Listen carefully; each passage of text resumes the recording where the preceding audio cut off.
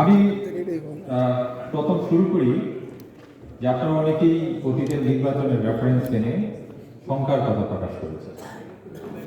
দেখেন, আমিও আপনাদের সাথে একমত, সংখ্যা থাকাটাই স্বাভাবিক। কারণ অতীতের নির্বাচন আমরা যে কয়েকটি দেখেছি সেগুলিকে কোনো আদর্শ নির্বাচন বলা হয়। কাজেই সংখ্যা থাকাটা অস্বাভাবিক।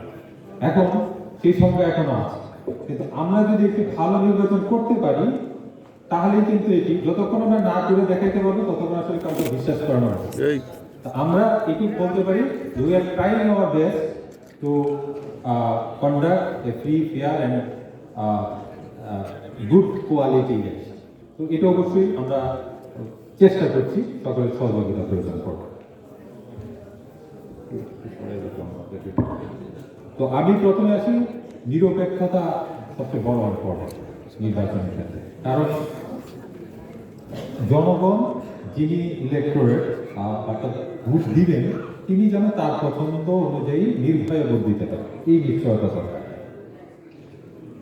আমি আমার এখানে যেটা নিয়ে বলছি যে কয় জায়গায় বক্তৃতা বলেছি, আমি একটি কথা এখানে উদাহরণ দিয়ে বলি যে জাস্ট একটি খেলার মাঠে যেমন রেফারি থাকে, আমরা যারা নির্বাচন আয়োজনের দায়িত্বে আছি তারা রেফারি আমাদের নিজস্ব। কিন্তু অতীতে আমরা দেখেছি যে রেফারিরা অন্য ভূমিকায় চলে গেছে, কোনো একটা পক্ষের খেলা জিতাইতে হবে, কোনো একটা পক্ষকে হারাইতে হবে, এরকম ভূমিকায় চলে গেছে।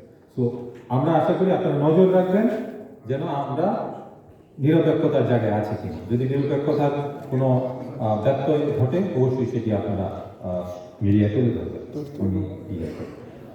আমাদের নিরপেক্ষতা, স্বচ্ছতা, জবাবদিহিতার জায়গা আছে বিদায় কিন্তু দেখেন, আমি নিশ্চিত যে গাজীপুরে অতীতে কোনোদিন এত সাংবাদিকের সামনে দাঁড়িয়ে কথা বলার কেউ বলেছে কিনা আমার কাছে আমি জানি না, আপনারা বলতে পারবেন। Definitely we have that courage and we have that neutrality so that we can face all that media. আমি বিশ্বাস করি আপনারা এটা একটা মেসেজ পাবেন, we have that courage and we are working for that level of transparency. এখন বেশিরভাগই যে বিষয়গুলি আসছে যে আমার রিটার্নিং অফিসারের কর্তব্যের মধ্যে, সেটি হলো যে আপনারা সাংবাদিকরা অবজার্ভ করতে পারবেন কিনা, করতে পারবেন কিনা। এটি আপনারা যারা সাংবাদিকতা করেন, অতীতে করেন, যে একটি ইলেকশন কমিশন কিন্তু একটি নীতিমালা সেট করছে। আমাদের কি ইলেকশন কমিশনের নীতিমালা অনুযায়ী যত ম্যাক্সিমাম পসিবল মানুষের মানে সাংবাদিককে আমরা কাভার করতে পারি, অবশ্যই আমরা সেটি করবো। তবে আমরা সেটি অবশ্যই করবো যে আমরা প্রেস ক্লাবের সহযোগিতা প্রয়োজন করবে, সেখানে প্রেস ক্লাব যেন আমাদেরকে সহযোগিতা করে যে কারা তাদের জন্য প্রয়োজন, তাদের জন্য কতটুকু প্রয়োজন।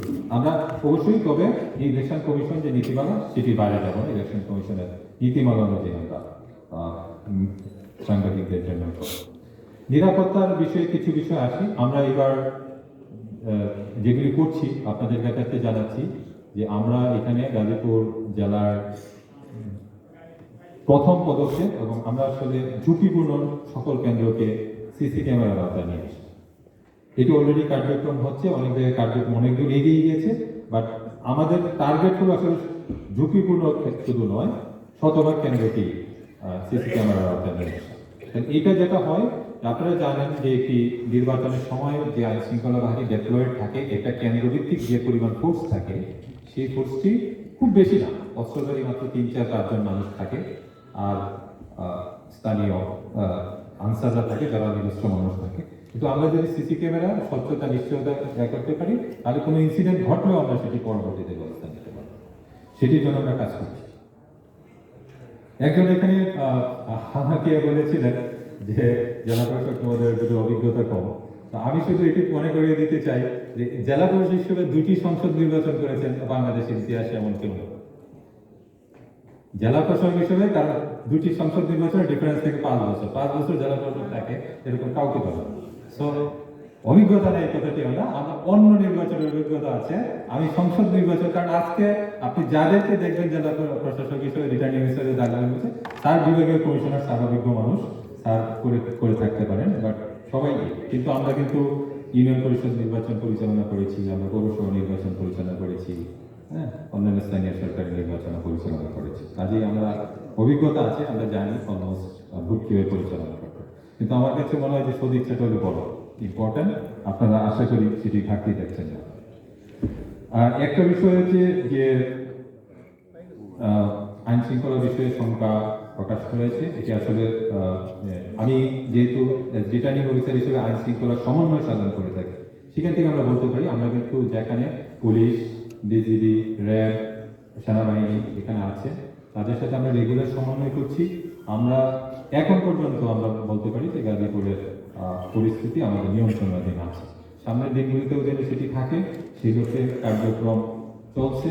সামনে আরো ফোর্স অনেক ডিপ্লয় হবে। একজন বলছিলেন যে ইতিমধ্যে সেনাবাহিনী বিভিন্ন উপজেলাগুলিতে চলে গিয়েছে, বিজিবিও ডিপ্লয়েড হবে, বাইরে ডিপ্লয়েড হবে, আর পুলিশের সংখ্যা তো বাড়বে।